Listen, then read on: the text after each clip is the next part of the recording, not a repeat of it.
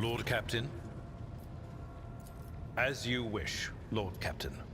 What would you like to know? I used to be an officer in the Navis Imperialis. No, I used to be is not quite right. It was not simply a job. It was my calling, the essence of my life. I was proud to serve Lord Captain Theodora, but in my heart and mind, I'm still an officer of the Imperium. I met Lord Captain Theodora on a mission where the Imperial Navy was providing reinforcement to the rogue traders' army on one of the frontier worlds. Our acquaintance was not easy. Working with people outside the Navy hierarchy has never been my strong suit. It was to my great surprise then that after the mission's completion, I received a referral to leave my service in the Navy and join the rogue traders' personal council. It was a difficult choice for me, but I saw in the offer a chance to serve the interests of humanity even more effectively than in the Navis Imperialis. You do not need me to tell you just how remarkable a person Lord Captain Theodora was. I recognized her at once as a true leader and formidable creative force, one who had built a protectorate amidst the dangers and wildness of the Expanse.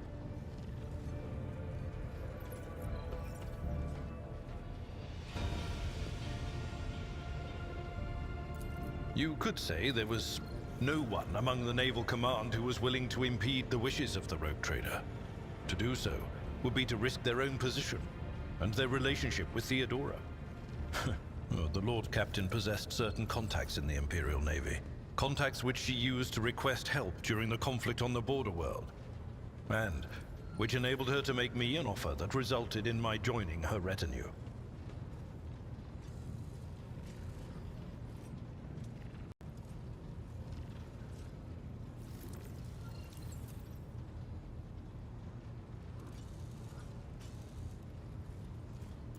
The Navis Imperialis is an ancient institution with its own mandates and muster lists.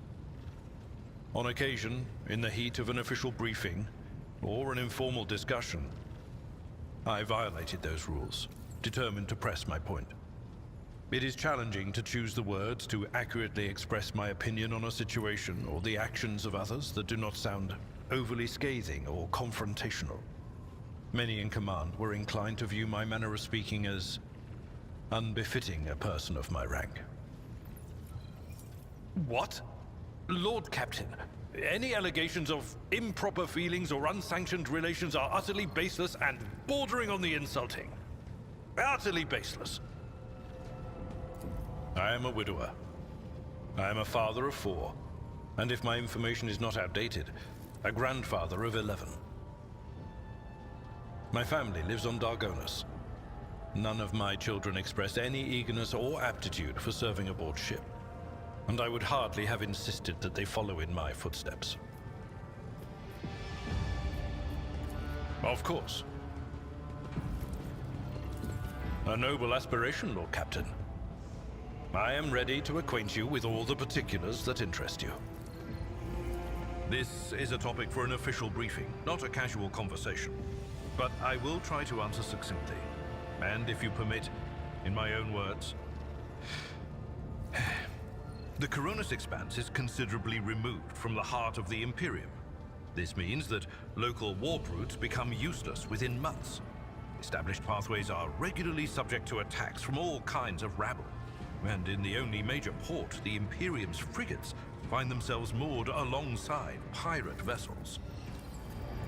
Until recently, the Coronis Expanse could hardly have been called a region of the Imperium. The situation has changed with the arrival of the Lord Inquisitor, but not by much. This place operates under its own rules, you see. More radical, so to speak. But ones that allow for a non-standard approach where there is a promise of victory. The Coronis Expanse is considered rogue trader territory for a reason. Only rogue traders have sufficient military might, audacity, and the rights granted them by the warrant to survive the leap into the unexplored part of the Expanse, and in the event of a successful outcome, to hold on to whatever they manage to capture on the frontier. You know, Lord Captain, I am no admirer of fine art. But when we next find ourselves in a civilized port, with time to spare, I will promptly find an artist and commission a portrait of the individual to whom you refer, with a hole between the eyes. Conrad Voigtveer. That he committed his treachery and escaped with his life was an unforgivable oversight. We both served Lord Captain Theodora for many years, and we never saw eye to eye. He was brash. He was never afraid of assuming responsibility, and he willingly took on difficult tasks. I am loath to admit it, but the Von Valancius Protectorate continues to reap the fruits of his labors to this day. His service always garnered my respect. But everything else about him made me want to wring the neck of that two-faced snake. If you are taking comfort in the thought that we will hear no more of Conrad, prepare to be disappointed. You thwarted his plans, his meticulously plotted and nurtured treachery. He is sure to attempt to strike at you, and he will use his contacts and knowledge of the Protectorate to do so. The only question, Lord Captain, is whether you will be able to anticipate his next steps. As you wish, Lord Captain. I thank you for the honor, but I must decline. As a former military officer, I believe in the importance of order in all things, including the chain of command. You are the Lord Captain, my direct superior. I am not prepared to address you in any way other than as regulation dictates. Lord Captain.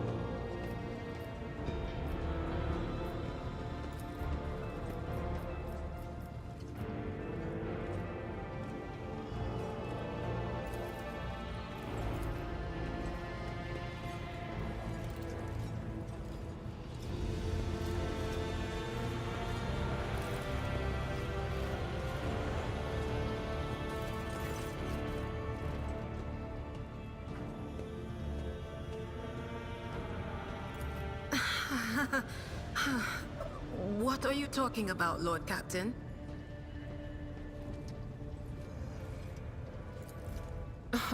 Look, Lady Theodora couldn't care less if some eggheads measured my brains or not.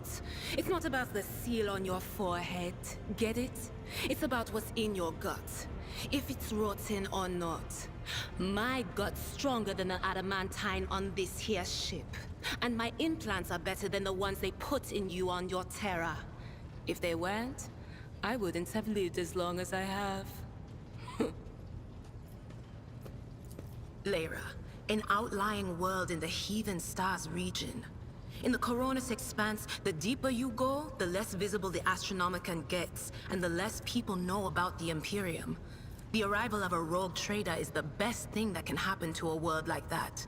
The very best. It's an out-of-the-way planetoid between two faint stars. On Lyra, a dozen local tyrants fight over 5 measly continents. But they use everything they can to win, from poison to psychers. I haven't been there in many years, but there's nothing for me to miss. Trust me. But here on the ship is a different story altogether. I saw more wonders in my first year serving Lady von Valancius than I'd seen in my whole life on Lyra. Like my first journey through the warp, I was in bed for 3 days. I felt like supernovas were exploding in my head. I only found out later that I'd gotten off easy. Just through the bulkhead in the bay next to mine, a whole team turned into... Look at me rambling on, Lord Captain. Pay no attention. It wasn't like it was a very fun trip, Lord Captain. But look, if you want to be entertained, I'm the woman for the job. I'll entertain you with one of the stories from my collection, no problem. But if you want to hear about the time I melted everyone in the bay next door, well, I just don't really want to go into the details on that one, all right? Oh, I embroidered wall hangings in honor of our national heroes. I did the same thing I do here, Lord Captain. Divining. Our rulers prized the ability to see into the future. Every psyker that could be found was worth a small fortune on Lyra. There's no such thing as a peaceful life on Lyra. People like me were especially sought after. They'd pick psychers up wherever they found them, buy kids off their parents, even just abduct them. Take me, for instance. I got taken from my street gang. The older kids sold me when they noticed there was something off about me. The ruling dynasties had schools where they trained us and beat us black and blue. And then they packed us off to serve. Some of us held on for a long time, but others didn't last. Not everyone's as smart and talented as me, you know. Some people crossed the line and were out of commission before their time.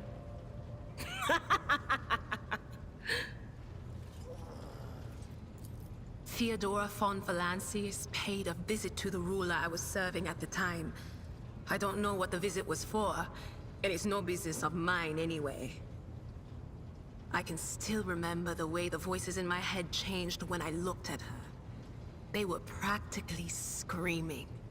She had so much behind her, and plenty ahead of her too. And as I gawped at her, all of a sudden I heard a whisper. A hint, a suggestion, nothing more. But I know the difference between idle chatter and a real threat. I seized my chance and approached Theodora. I managed to whisper a couple of words in her ear before the wardens dragged me away. They beat me and locked me up. No wonder. It wasn't my place to converse with outsiders. And then, Theodora's people came for me. They broke down the wall, butchered their guards. Also, I could tell them my warning in full. So, I said the rest, but I didn't want to go back to my old life. And so I entered the service of the von Valancius dynasty. A few times. Not many. And if I think about it, why would I want to? I've got everything I need here. All the whispers I hear are familiar ones. They almost feel like family. And if I want to hear about the nightmares off the ship, I can, after some Amasek. But don't go getting the wrong idea. If I have to, I'll follow you to the edge of the galaxy. Of course, Lord Captain.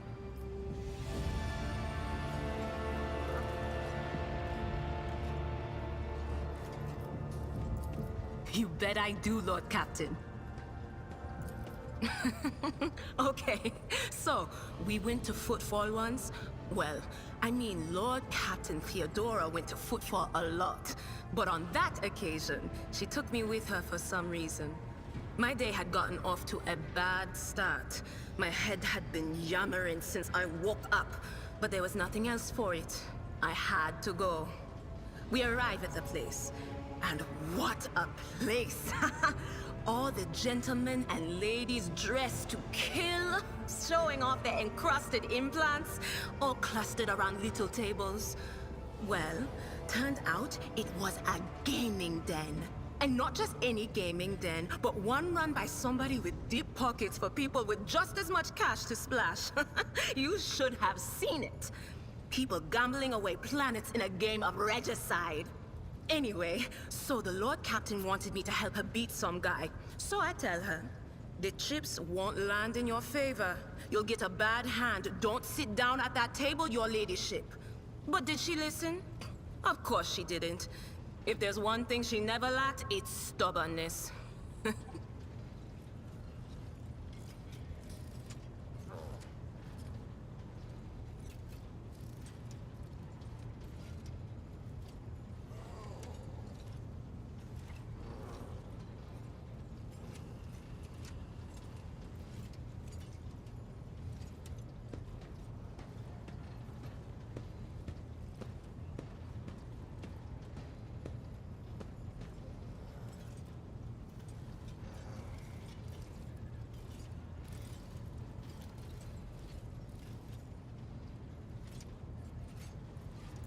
So they sat down and the cards were dealt.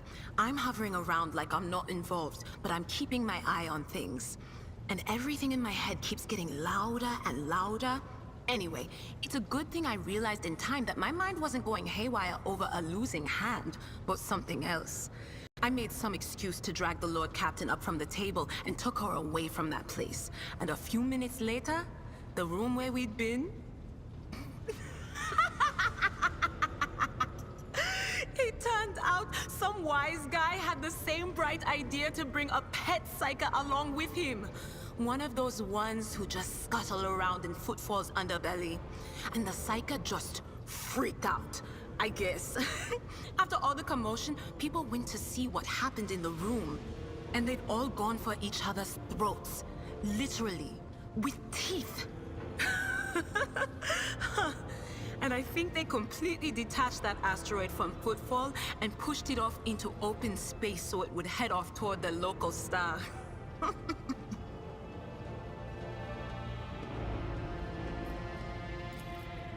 Lord Captain, forgive me, but it would be like talking to a person born blind about colors.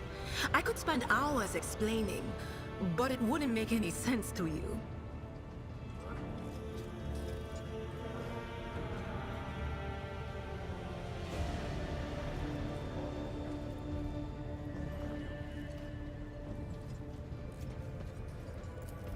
Every psyker feels their connection with the warp in their own way. One person might see spots and shadows out of the corner of their eye. Another feels fingers running down their spine. As for me, I've got a door in my head. One that's open just a crack. There's no way to close it, no matter how hard I try. I've just had to get used to the whispers from the other side. When I need to use it for work, I listen in more closely, but I usually just try not to notice it.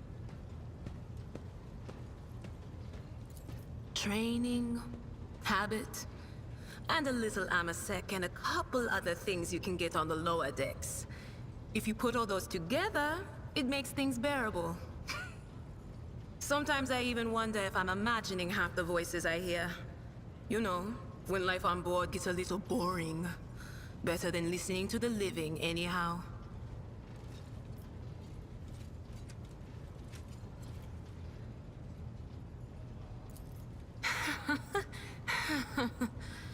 Well, if the door opens, that means somebody's planning to come in, right? But screw them.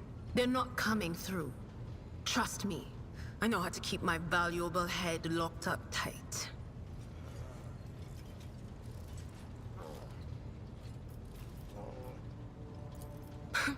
Only losers who are afraid of their own gift lose control. Or idiots who never figure out what they are before it's too late. Or little kids who want to play around with their shiny new toy. If you don't know the limits of your abilities, or you're always bouncing around in your own head, that's a recipe for disaster. All right.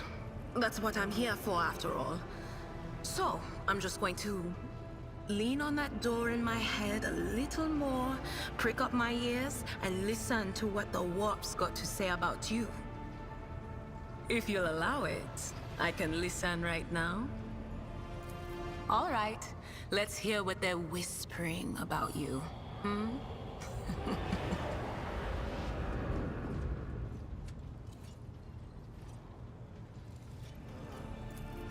Seek not on firm ground, but in a golden hall suspended in the void.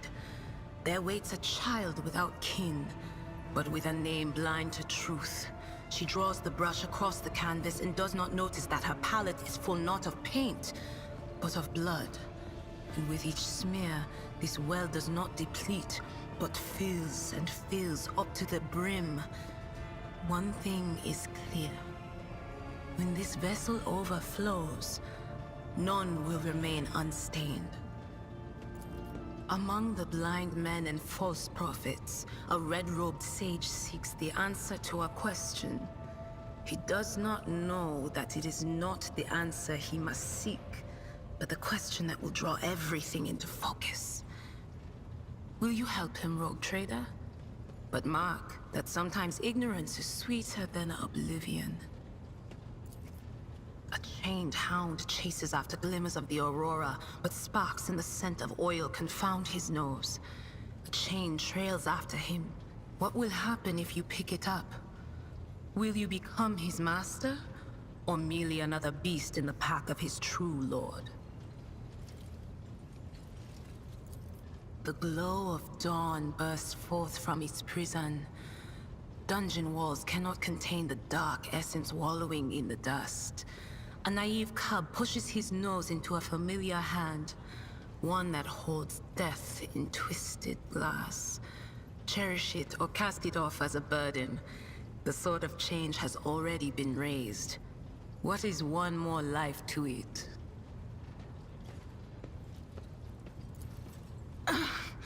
I'm sorry, Lord Captain. The voices are going wild. I can't make out a thing. I'll try to rein them in, somehow. But for now... None of the officers knew the Lord Captain well. Not even Abelard, and she was always closer to him than anyone else. She told me from the off if I ever listened to anything in the warp about her without her permission, I'd be going out through the airlock. I'm not an idiot, so I never stuck my nose where it didn't belong. Only when I was asked.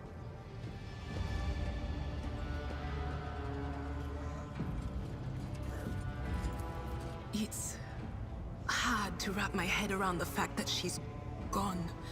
Lady von Valancius gave me everything I have. She opened the stars to me and the paths between them. I still think I can hear her voice.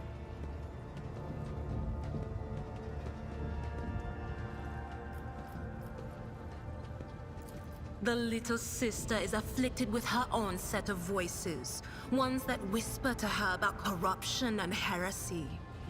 The silly girl doesn't realize that if she wants to find the source, she needs to start by looking in her own head. Of course. Always at your service. Whenever you need me.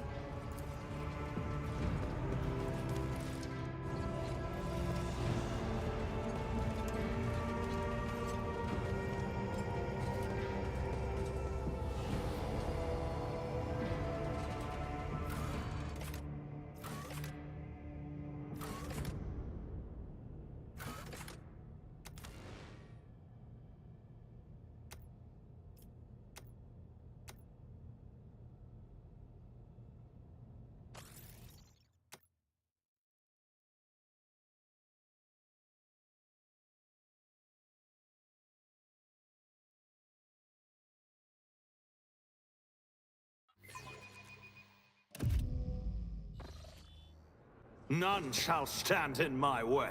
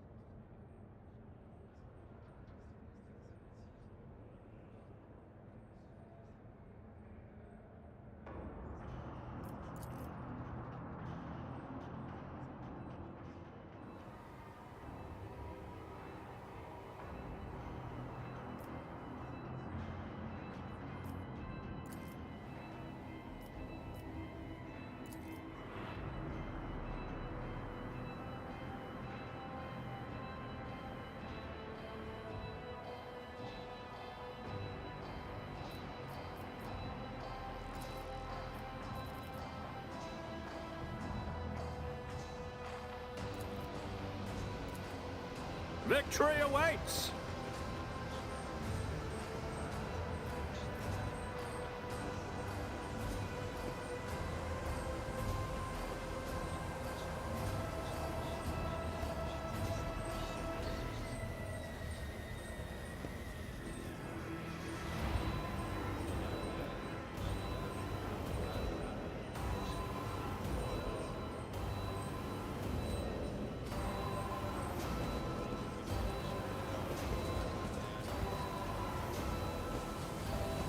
We need to investigate.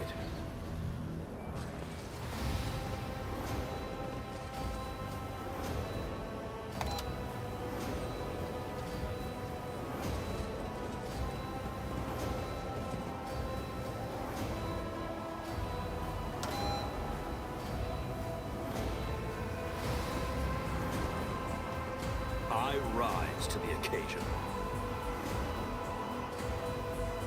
A new challenge for me.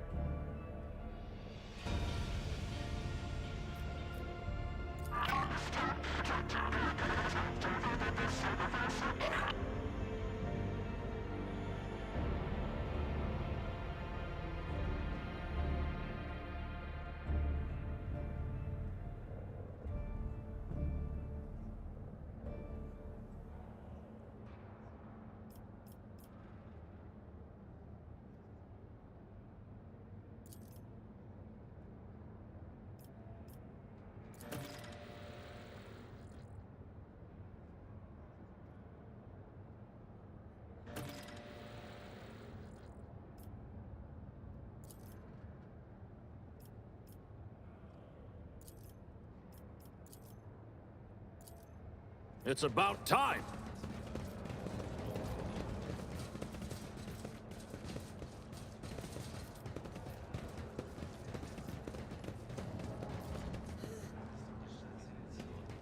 I did fine.